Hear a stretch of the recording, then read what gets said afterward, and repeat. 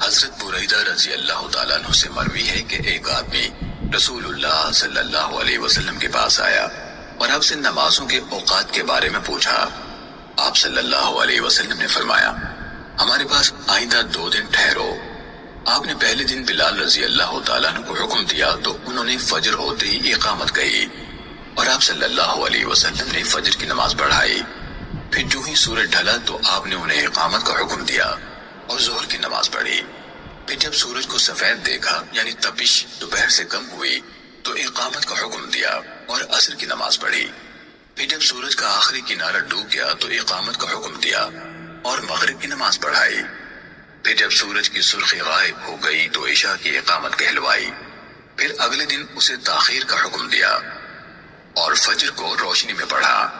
پھر ظہر کو ٹھنڈا کیا اور خوب اچھی طرح ٹھنڈا کیا۔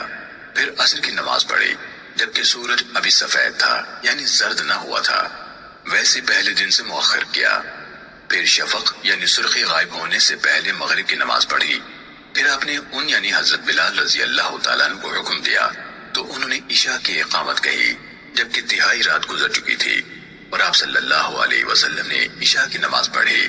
پھر فرمایا، کہاں ہے وہ شخص جس نے نمازوں کے اوقات کے بارے میں پوچھا تھا؟ اسے لایا گیا تو آپ صلی اللہ علیہ وسلم نے فرمایا، تمہاری نمازوں کے اوقات ان 2 دنوں کی نمازوں کے درمیان میں ہیں جو تم نے دیکھے۔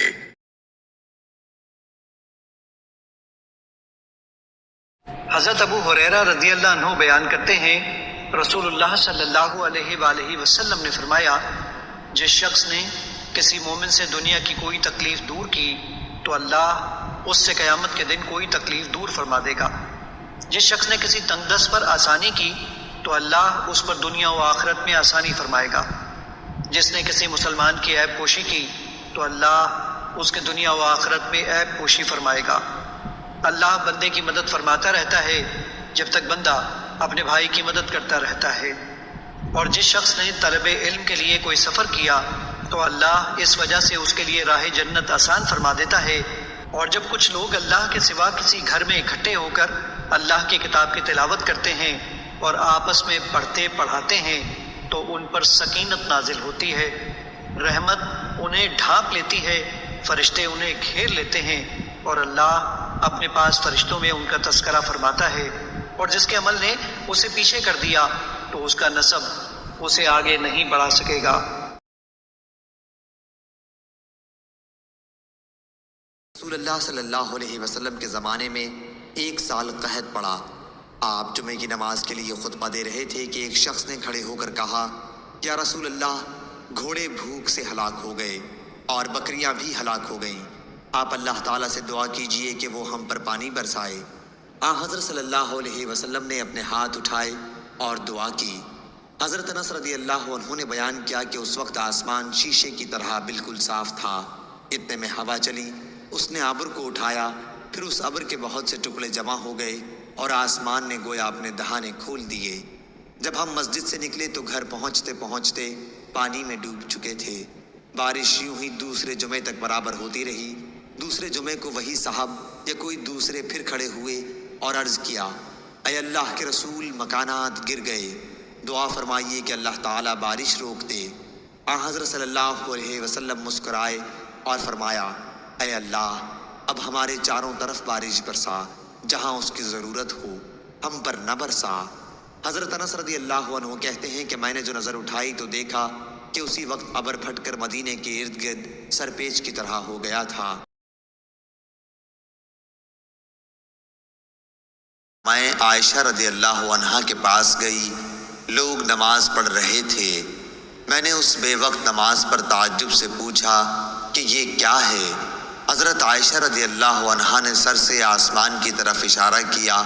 میں نے پوچھا کیا کوئی نشانی ہے؟ انہوں نے سر کے اشارے سے ہاں کہا، کیونکہ سورج گہن ہو گیا تھا۔ اسما نے کہا کہ نبی کریم صلی اللہ علیہ وسلم دیر تک نماز پڑھتے رہے، یہاں تک کہ مجھ کو غشی آنے لگی۔ قریب ہی ایک مشک میں پانی بھرا رکھا تھا، میں اسے کھول کر اپنے سر پر پانی ڈالنے لگی۔ پھر جب سورج صاف ہو گیا تو رسول اللہ صلی اللہ علیہ وسلم نے نماز ختم کر دی۔ اس کے بعد آپ صلی اللہ علیہ وسلم نے خطبہ دیا۔ پہلے اللہ تعالیٰ کی اس کی شان کے مناسب تعریف بیان کی، اس کے بعد فرمایا اما بعد۔ اتنا فرمانا تھا کہ کچھ انصاری عورتیں شور کرنے لگیں، اس لیے میں ان کی طرف پڑھی کہ انہیں چپ کراؤں تاکہ رسول اللہ صلی اللہ علیہ وسلم کی بات اچھی طرح سن سکوں، مگر میں آپ کا کلام نہ سن سکی۔ تو پوچھا کہ رسول اللہ صلی اللہ علیہ وسلم نے کیا فرمایا؟ انہوں نے بتایا کہ آپ نے فرمایا کہ بہت سی چیزیں جو میں نے اس سے پہلے نہیں دیکھی تھیں، آج اپنی اس جگہ سے میں نے انہیں دیکھ لیا، یہاں تک کہ جنت اور دوزخ تک میں نے آج دیکھی۔ مجھے وحی کے ذریعے یہ بھی بتایا گیا کہ قبروں میں تمہاری ایسی آزمائش ہوگی جیسے کان دجال کے سامنے یا اس کے قریب قریب۔ تم میں سے ہر ایک کے پاس فرشتہ آئے گا اور پوچھے گا کہ تو اس شخص کے بارے میں کیا اعتقاد رکھتا تھا، مومن یا یہ کہا کہ یقین والا؟ شام کو شک تھا، کہے گا کہ وہ محمد رسول اللہ صلی اللہ علیہ وسلم ہیں، ہمارے پاس ہدایت اور واضح دلائل لے کر آئے، اس لیے ہم ان پر ایمان لائے، ان کی دعوت قبول کی، ان کی اتباع کی اور ان کی تصدیق کی۔ اب اس سے کہا جائے گا کہ تو صالح ہے، آرام سے سو جا، ہم پہلے ہی جانتے تھے کہ تیرا ان پر ایمان ہے۔ شام نے شک کے اظہار کے ساتھ کہا کہ رہا منافق یا شک کرنے والا، تو جب اس سے پوچھا جائے گا کہ تو اس شخص کے بارے میں کیا کہتا ہے، تو وہ جواب دے گا مجھے نہیں معلوم، میں نے لوگوں کو ایک بات کہتے سنا، اسی کے مطابق میں نے بھی کہا۔ شام نے بیان کیا کہ فاطمہ بنت منظر نے جو کچھ کہا تھا میں نے وہ سب یاد رکھا، لیکن انہوں نے قبر میں منافقوں پر سخت عذاب کے بارے میں جو کچھ کہا وہ مجھے یاد نہیں رہا۔ ایک دن حضرت صلی اللہ علیہ وسلم لوگوں میں تشریف فرما تھے کہ آپ کے پاس ایک شخص آیا اور پوچھنے لگا کہ ایمان کسے کہتے ہیں؟ آپ صلی اللہ علیہ وسلم نے فرمایا کہ ایمان یہ ہے کہ تم اللہ پاک کے وجود اور اس کی وحدانیت پر ایمان لاؤ، اور اس کے فرشتوں کے وجود پر، اور اس اللہ کی ملاقات کے برحق ہونے پر، اور اس کے رسولوں کے برحق ہونے پر، اور مرنے کے بعد دوبارہ اٹھنے پر ایمان لاؤ۔ پھر اس نے پوچھا کہ اسلام کیا ہے؟ آپ صلی اللہ علیہ وسلم نے پھر جواب دیا کہ اسلام یہ ہے کہ تم خالص اللہ کی عبادت کرو اور اس کے ساتھ کسی کو شریک نہ بناؤ، اور نماز قائم کرو، اور زکوٰۃ فرض ادا کرو، اور رمضان کے روزے رکھو۔ پھر اس نے احسان کے متعلق پوچھا۔ آپ صلی اللہ علیہ وسلم نے فرمایا احسان یہ ہے کہ تم اللہ کی عبادت اس طرح کرو گویا تم اسے دیکھ رہے ہو، اگر یہ درجہ نہ حاصل ہو تو پھر یہ تو سمجھو کہ وہ تم کو دیکھ رہا ہے۔ پھر اس نے پوچھا کہ قیامت کب آئے گی؟ آپ صلی اللہ علیہ وسلم نے فرمایا کہ اس کے بارے میں جواب دینے والا پوچھنے والے سے کچھ زیادہ نہیں جانتا، البتہ میں تمہیں اس کی نشانیاں بتلا سکتا ہوں۔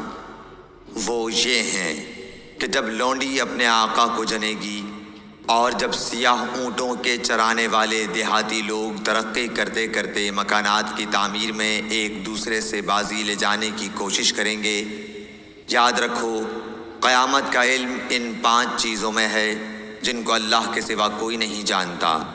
پھر آپ صلی اللہ علیہ وسلم نے یہ آیت پڑھی کہ اللہ ہی کو قیامت کا علم ہے کہ وہ کب ہوگی۔ پھر وہ پوچھنے والا پیٹھ پھیر کر جانے لگا۔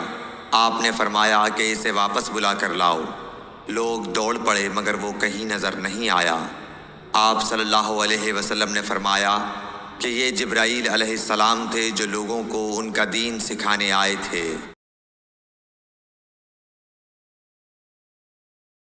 حضرت ابو ہریرہ رضی اللہ عنہ بیان کرتے ہیں رسول اللہ صلی اللہ علیہ وآلہ وسلم نے فرمایا روز قیامت سب سے پہلے شہید کا فیصلہ سنایا جائے گا، اسے پیش کیا جائے گا تو اللہ اسے اپنی نعمتیں یاد کرائے گا اور وہ ان کا اعتراف کرے گا۔ پھر اللہ فرمائے گا تو نے ان کے بدلے میں شکر کے طور پر کیا کیا؟ وہ عرض کرے گا میں نے تیری خاطر جہاد کیا حتیٰ کہ مجھے شہید کر دیا گیا۔ اللہ فرمائے گا تو نے جھوٹ کہا کیونکہ تو نے داد شجاعت حاصل کرنے کے لیے جہاد کیا تھا۔ بس وہ کہہ دیا گیا، پھر اس کے متعلق حکم دیا جائے گا تو اسے منہ کے بل گھسیٹ کر جہنم میں ڈال دیا جائے گا۔ دوسرا شخص جس نے علم حاصل کیا اور اسے دوسروں کو سکھایا اور قرآن کریم کی تلاوت کی، اسے بھی پیش کیا جائے گا تو اللہ اسے اپنی نعمتیں یاد کرائے گا۔ وہ ان کا اعتراف کرے گا۔ اللہ پوچھے گا کہ تو نے ان کے بدلے میں کیا کیا؟ وہ عرض کرے گا میں نے علم سیکھا اور اسے دوسروں کو سکھایا اور میں تیری رضا کی خاطر قرآن کی تلاوت کرتا رہا۔ اللہ فرمائے گا تو نے جھوٹ کہا، البتہ تو نے علم اس لیے حاصل کیا تھا کہ تمہیں عالم کہا جائے اور قرآن پڑھا تاکہ تمہیں قاری کہا جائے۔ وہ کہہ دیا گیا، پھر اس کے متعلق حکم دیا جائے گا تو اسے منہ کے بل گھسیٹ کر جہنم میں ڈال دیا جائے گا۔ تو تیسرا وہ شخص جسے اللہ تعالیٰ نے مال و زر کی جملہ اقسام سے خوب نوازا ہوگا، اسے پیش کیا جائے گا تو اللہ اسے اپنی نعمتیں یاد کرائے گا، وہ انہیں پہچان لے گا تو اللہ پوچھے گا تو نے ان کے بدلے میں کیا کیا؟ وہ عرض کرے گا میں نے ان تمام مواقع پر جہاں خرچ کرنا تجھے پسند تھا خرچ کیا۔ اللہ فرمائے گا تو نے جھوٹ کہا، تو نے تو اس لیے خرچ کیا کہ تجھے بڑا سخی کہا جائے۔ بس وہ کہہ دیا گیا، پھر اس کے متعلق حکم دیا جائے گا تو اسے منہ کے بل گھسیٹ کر جہنم میں ڈال دیا جائے گا۔ آپ نے ایک شخص کعب بن مرہ یا ابو سفیان کا ذکر کیا جو منبر کے سامنے والے دروازے سے جمعے کے دن مسجد نبوی میں آیا۔ رسول اللہ صلی اللہ علیہ وسلم کھڑے ہوئے خطبہ دے رہے تھے۔ اس نے بھی کھڑے کھڑے رسول اللہ صلی اللہ علیہ وسلم سے کہا، یا رسول اللہ صلی اللہ علیہ وسلم، بارش نہ ہونے سے جانور مر گئے اور راستے بند ہو گئے، آپ اللہ تعالیٰ سے بارش کی دعا فرمائیے۔ انہوں نے بیان کیا کہ رسول اللہ صلی اللہ علیہ وسلم نے یہ کہتے ہی ہاتھ اٹھا دیے۔ آپ صلی اللہ علیہ وسلم نے دعا کی کہ اے اللہ ہمیں سیراب کر، اے اللہ ہمیں سیراب کر، اے اللہ ہمیں سیراب کر۔ انس رضی اللہ عنہ نے کہا، بخدا کہیں دور دور تک آسمان پر بادل کا کوئی ٹکڑا نظر نہیں آتا تھا اور نہ کوئی اور چیز ہوا وغیرہ جس سے معلوم ہو کہ بارش آئے گی، اور ہمارے اور صلح پہاڑ کے درمیان کوئی مکان بھی نہ تھا کہ ہم بادل ہونے کے باوجود نہ دیکھ سکتے ہوں۔ پہاڑ کے پیچھے سے ڈھال کے برابر بادل نمودار ہوا اور بیچ آسمان تک پہنچ کر چاروں طرف پھیل گیا اور بارش شروع ہو گئی۔ خدا کی قسم ہم نے سورج ایک ہفتے تک نہیں دیکھا۔ پھر ایک شخص دوسرے جمعے کو اسی دروازے سے آیا۔ رسول اللہ صلی اللہ علیہ وسلم کھڑے ہوئے خطبہ دے رہے تھے۔ اس شخص نے پھر آپ کو کھڑے کھڑے ہی مخاطب کیا کہ یا رسول اللہ صلی اللہ علیہ وسلم، بارش کی کثرت سے مال و منال پر تباہی آ گئی اور راستے بند ہو گئے، اللہ تعالیٰ سے دعا کیجیے کہ بارش روک دے۔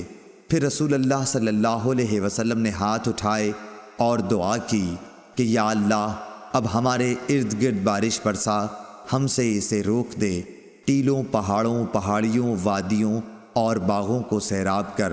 انہوں نے کہا کہ اس دعا سے بارش ختم ہو گئی اور ہم نکلے تو دھوپ نکل چکی تھی۔ شریک نے کہا کہ میں نے انس رضی اللہ عنہ سے پوچھا کہ یہ وہی پہلا شخص تھا، تو انہوں نے فرمایا کہ مجھے معلوم نہیں۔ غزوہ خندق کے دن نبی کریم صلی اللہ علیہ وسلم نے دشمن سے خبر لانے کے لیے صحابہ رضی اللہ عنہم سے کہا تو زبیر رضی اللہ عنہ تیار ہو گئے۔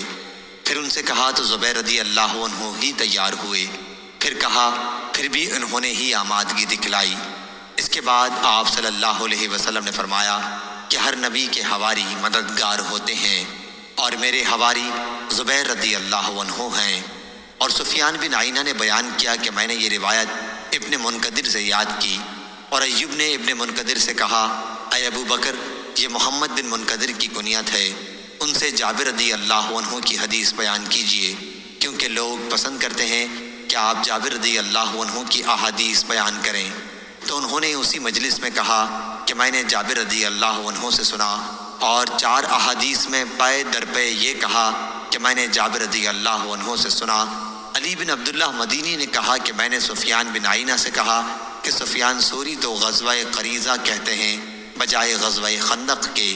انہوں نے کہا کہ میں نے اتنے ہی یقین کے ساتھ یاد کیا ہے جیسا کہ تم اس وقت بیٹھے ہو کہ انہوں نے غزوہ خندق کہا۔ سفیان نے کہا کہ یہ دونوں ایک ہی غزوہ ہیں، کیونکہ غزوہ خندق کے فوراً بعد اسی دن غزوہ قریظہ پیش آیا، اور وہ مسکرائے۔ حضرت عبداللہ بن عمر رضی اللہ تعالیٰ عنہ سے روایت ہے کہ حضرت عمر ابن الخطاب رضی اللہ تعالیٰ عنہ نے ایک ریشمی جوڑا فروخت ہوتے دیکھا تو کہنے لگے، اے اللہ کے رسول، اگر آپ یہ جوڑا خرید لیں اور جمعے کے دن پہنا کریں اور جب وفد آئیں تب بھی پہنے تو کیا ہی خوب ہو۔ رسول اللہ صلی اللہ علیہ وسلم نے فرمایا، اسے یعنی ریشمی کپڑے کو تو وہ لوگ پہنتے ہیں جن کا آخرت میں کوئی حصہ نہیں۔ پھر اس کے بعد رسول اللہ صلی اللہ علیہ وسلم کے پاس اسی قسم کے جوڑے آئے تو آپ نے ان میں سے ایک جوڑا حضرت عمر رضی اللہ تعالیٰ عنہ کو دیا۔ حضرت عمر رضی اللہ تعالیٰ عنہ کہنے لگے، اے اللہ کے رسول، آپ یہ جوڑا مجھے پہناتے ہیں، جبکہ آپ نے ادارت کے لائے ہوئے جوڑے کے بارے میں جو الفاظ ارشاد فرمائے تھے، یعنی وہ تو اس کے برعکس حرمت پر دلالت کرنے والے تھے۔ آپ صلی اللہ علیہ وسلم نے فرمایا، میں نے تجھے پہننے کے لیے نہیں دیا۔ تو حضرت عمر رضی اللہ تعالیٰ عنہ نے وہ جوڑا مکہ مکرمہ میں رہنے والے اپنے ایک مشرک بھائی کو دے دیا۔